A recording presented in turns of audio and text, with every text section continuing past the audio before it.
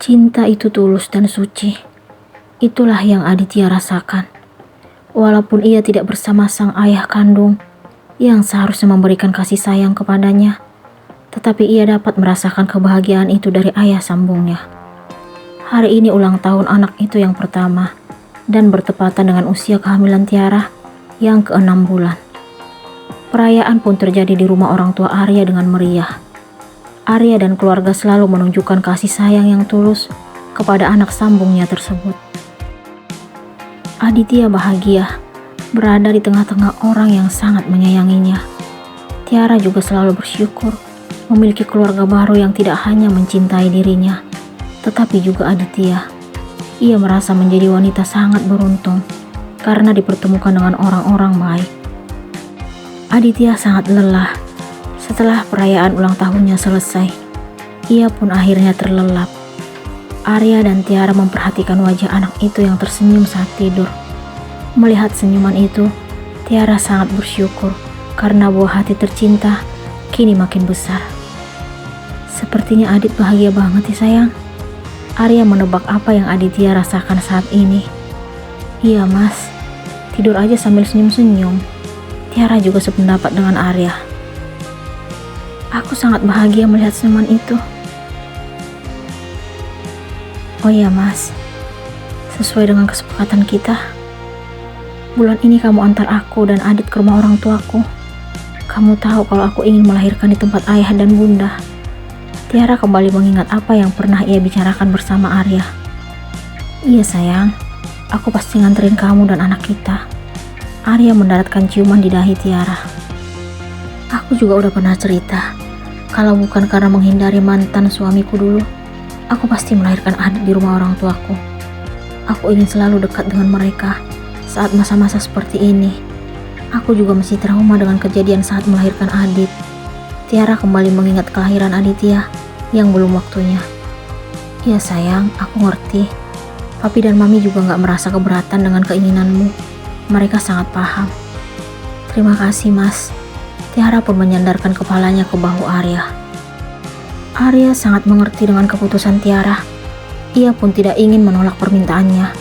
Satu hal yang menjadi harapannya adalah melihat Tiara bahagia dan tetap semangat dengan kehamilannya. Oleh sebab itu, Arya tidak ada niat sama sekali menolak keinginan Tiara. Ia percaya kalau apa yang Tiara harapkan adalah yang terbaik untuk mereka. Ia tetap bahagia walaupun istrinya itu meminta melahirkan di kota kelahirannya.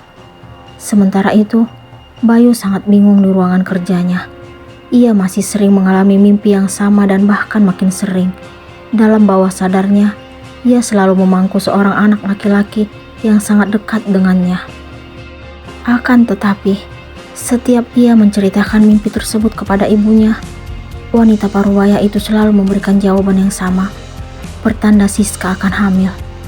Namun, sejak keguguran beberapa bulan yang lalu hingga saat ini, belum ada tanda-tanda Siska untuk mengandung lagi. Bayu pun meraih ponselnya yang ada di meja kerja. Ia tiba-tiba mengingat Rizal, sahabatnya saat masih duduk di bangku kuliah. Ia ingin bercerita banyak kepada laki-laki yang telah beberapa hari tidak bertemu dengannya. Halo bro, terdengar jawaban Rizal di telepon. Bro, kita makan siang bareng yuk. Bayu pun memberikan tawaran kepada sahabatnya itu. Aku maunya sekarang aja bro, lagi suntuk nih di kantor. Rizal pun menerima ajakan Bayu. Ayo, kita ketemu di tempat biasa ya. Bayu pun mengakhiri pembicaraan, lalu menutup telepon. Ia segera beranjak meninggalkan kantor untuk menemui sahabatnya di tempat yang telah mereka sepakati. Ia tidak sabar ingin menceritakan apa yang ada dalam mimpinya akhir-akhir ini. Ia akhirnya tiba di tempat tujuan. Ia pun menghampiri Rizal yang telah menunggu kedatangannya di meja yang sudah dipesan. Ia segera duduk, lalu menceritakan apa yang ia lihat dan rasakan dalam mimpinya. Aneh sih bro, kok bisa mimpi yang sama secara berulang-ulang ya? Aku juga bingung. Rizal merasakan keanehan tentang mimpi Bayu. Itu dia bro, aku pun gak ngerti siapa anak laki-laki yang ada dalam mimpiku. Wajahnya pun tidak terlihat jelas, jadi aku tidak bisa mengenalinya. Ini mimpi langka bro, Atau mungkin aja itu pertanda kalau istrimu nanti akan melahirkan anak laki-laki. Rizal memberikan tebakan. Kapan lahirnya, bro? Sekarang aja belum hamil. Harus sabar, bro. Buktinya aku setelah menikah 5 tahun baru memiliki keturunan. Sekarang anakku sudah 2. Jarak kelahirannya juga hanya setahun. Aku sih percaya yang namanya keajaiban. Rizal menjelaskan keajaiban yang ia rasakan kepada Bayu. Bayu merasa tersindir dengan apa yang Rizal katakan tentang keajaiban. Dulu, Tiara juga sering mengucapkan kalimat tersebut kepadanya. Namun, ia tidak percaya, tetapi justru terperangkap dalam dekapan wanita lain hingga menyebabkan mereka berpisah. Tiara akhirnya kembali menghidu udara di kota kelahirannya. Kemarin sore, ia beserta suami dan anaknya telah tiba di rumah orang tuanya. Ia sangat bahagia karena setelah hampir 2 tahun, kini dapat menikmati tempat di mana ia dulu menuntut ilmu. Arya yang memperhatikan pancaran kebahagiaan di wajah Tiara turut senang karena dapat mewujudkan harapannya. Tiara sangat bersyukur memiliki suami yang mengerti akan dirinya. Sore ini kita ke taman terdekat dari sini ya, Mas. Aku udah kangen ingin duduk di sana sambil melihat pemandangan di sekitarnya. Tiara pun mengatakan niatnya kepada Arya. Iya sayang, apa sih yang enggak untuk istriku? Arya mencubit pelan pipi Tiara. Terima kasih, Mas. Sama suami sendiri pun selalu aja berterima kasih. Karena kamu itu suami terbaik. Udah mulai berani nih gombal suaminya. Siapa yang gombal? Beneran kok. Arya pun langsung mencium perut Tiara lalu berkata, Mama Dede udah mulai nakal nih sama Papa. Ih, gitu aja langsung ngadu. Tiara mencubit pinggang Arya. Aku cium nih. Arya mendekatkan wajahnya ke wajah Tiara. Siapa takut? Coba aja kalau berani. Tiara sengaja menggoda suaminya itu. Arya tidak sungkan langsung mencium pipi Tiara. Kedua insan itu pun akhirnya tertawa lalu berpelukan. Ternyata dua pasang mata sangat terharu melihat kemesraan yang ditunjukkan oleh sang anak dan menantu. Pak Arif dan Bu Laras sangat senang melihat kebahagiaan yang terpancar di wajah Tiara. Sementara itu, sepasang suami istri lain uring-uringan karena Siska belum mampu mewujudkan harapan mereka. Kedua orang itu adalah Pak Agus dan Bu Sandra. Mereka sedikit kesal karena sang menantu sampai sekarang belum juga hamil lagi. Kenapa ya, Pi? Nasib kita seperti ini. Dulu, Tiara nggak hamil-hamil. Sementara Lisa akhirnya hamil, tapi anak orang lain.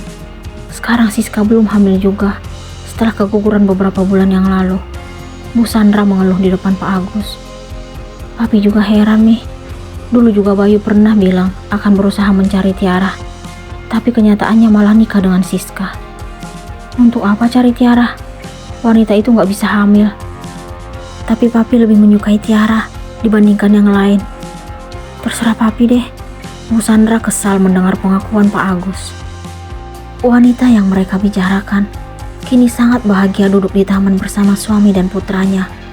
Mereka menikmati keindahan pemandangan yang ada di sekitar taman.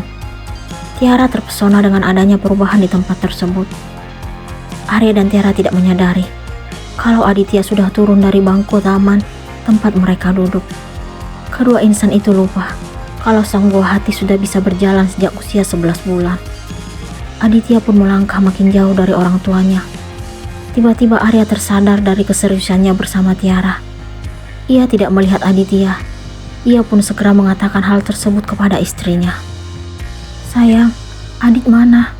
Tanya Arya kepada Tiara. Adit kemana, Mas? Tiara bertanya balik dan sangat panik. Sementara itu, Aditya sedang berjalan mendekati kolam kecil di taman itu.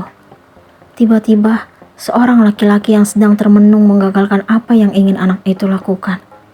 Ia pun meraih Aditya lalu menggendongnya. Adit, kamu di mana sayang? Tiara berteriak memanggil putranya. Tiara melihat ke arah lelaki yang kini menggendong Aditya. Dirinya dan Arya pun segera menghampiri orang tersebut. Ia tidak memikirkan lagi apakah tindakannya sopan atau tidak, karena ia langsung meraih Aditya dari pria itu. Kembalikan anakku. Akan tetapi, Ia sangat terkejut setelah melihat laki-laki yang tadi menggendong Aditya. Ia tidak percaya dengan apa yang ia saksikan hari ini. Baginya, ini merupakan mimpi buruk. Siapa laki-laki yang menggendong Aditya?